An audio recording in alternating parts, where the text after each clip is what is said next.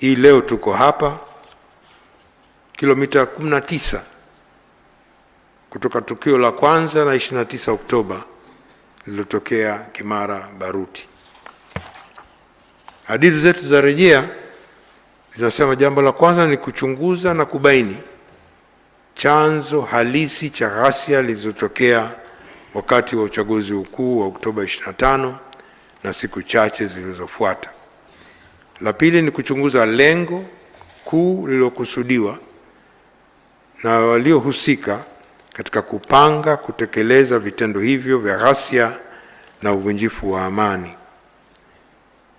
Tatu ni kuchunguza na kubaini madhara yaliyojitokeza kutokana na ghasia hizo, ikiwemo vifo, majeruhi, uharibifu wa mali, miundombinu pamoja na madhara ya kiuchumi na kijamii. Nne ni kuchunguza mazingira na hatua zilizochukuliwa katika kubaini na kukabiliana na ghasia zilizojitokeza. Tano ni kupendekeza maeneo yanayohitaji kuimarishwa zaidi ili kuongeza uwajibikaji wa viongozi na raia kwenye kulinda amani, utawala wa sheria, haki za binadamu, utawala bora na mifumo madhubuti wa majadiliano ya kisiasa, kijamii na kiuchumi hadi kufikia maridhiano ya kitaifa na kuhakikisha vurugu kama hizi hazitokei tena. Na nne ni kuchunguza jambo lolote ambalo tume inaona kuwa ni muhimu na linaendana na majukumu yake.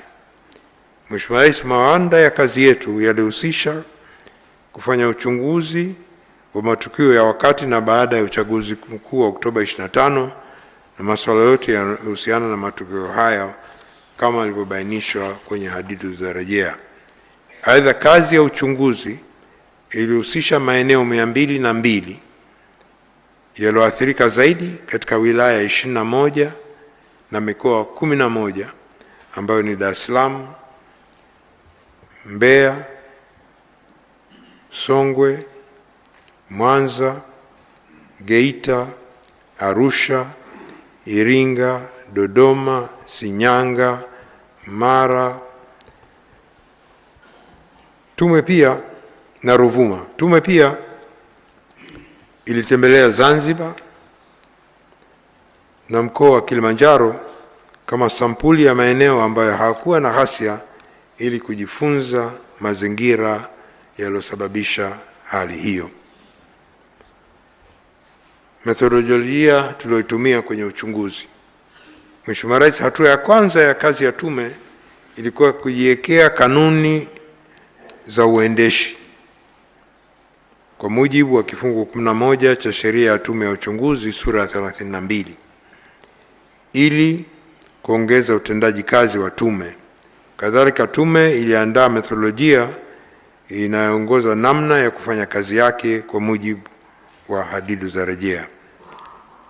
Katika kukusanya ushahidi, taarifa na maoni, tume ilitumia vyanzo vya moja kwa moja, primary sources, na vyanzo rejea, secondary sources, kwa kutumia mbinu za maelezo na mbinu za takwimu, na vyanzo vya moja kwa moja vilihusisha mashahidi, mashuhuda na matukio ya wadau mbalimbali, kupima mahojiano ya ana kwa ana na vikao vya majadiliano. Majadiliano yaliwahusisha pia viongozi wa vyama vya siasa, vya dini, viongozi wa serikali waliopo madarakani na wastaafu, na vyanzo vya rejea vilitumika kufanya mapitio na kuchambua nyaraka mbalimbali ili kupata ukweli na uthibitisho wa kilichotokea, ikiwa ni pamoja na taarifa za tume za uchunguzi mbalimbali ndani na nje ya nchi. Aidha, tume ilizingatia pia viwango vya kimataifa vinavyohitajika katika kufanya uchambuzi wa aina hii, hususan katika kuhakikisha usalama, usiri na ulinzi wa mashahidi na watoa taarifa, mashahidi, mashuhuda na watoa taarifa wote ambao hawakutaka kutoa ushahidi au taarifa kwa njia ya wazi mbele ya tume ya hadhara walifanya hivyo kwa faragha.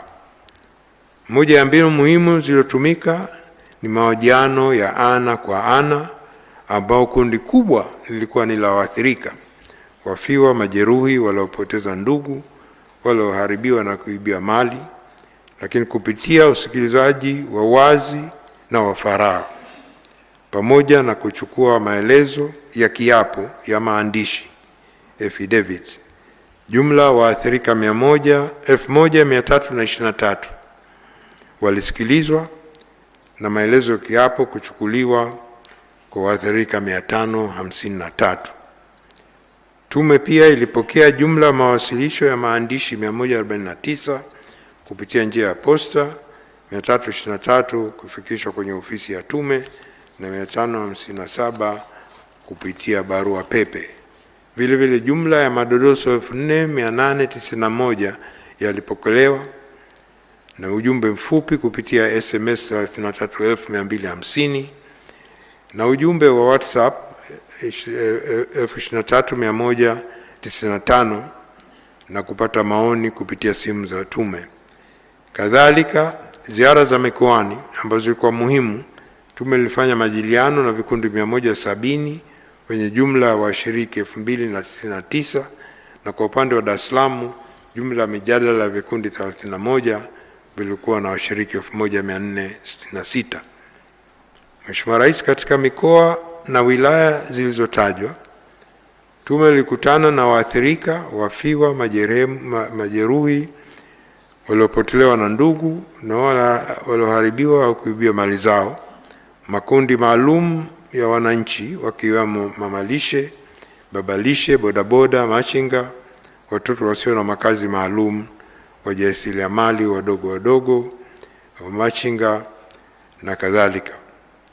Mahabusu pia tulionana nao katika mbalimbali, na pia viongozi wa dini, wawakilishi wa taasisi na mashirika yasiyo ya kiserikali, maafisa ustawi wa jamii, viongozi wa umma na wa kisiasa wastaafu, viongozi na watendaji wa vyombo vya ulinzi na usalama, waganga kutoka hospitali na vituo vya afya binafsi, waganga wakuu wa mikoa pamoja na timu zao, wakuu wa mashtaka wa mikoa, kamati za usalama za mikoa na wilaya, pamoja na wadau wengine walikuwa tayari kutoa taarifa, ushahidi na maoni yanayohitajika kwa ajili ya kazi ya tume.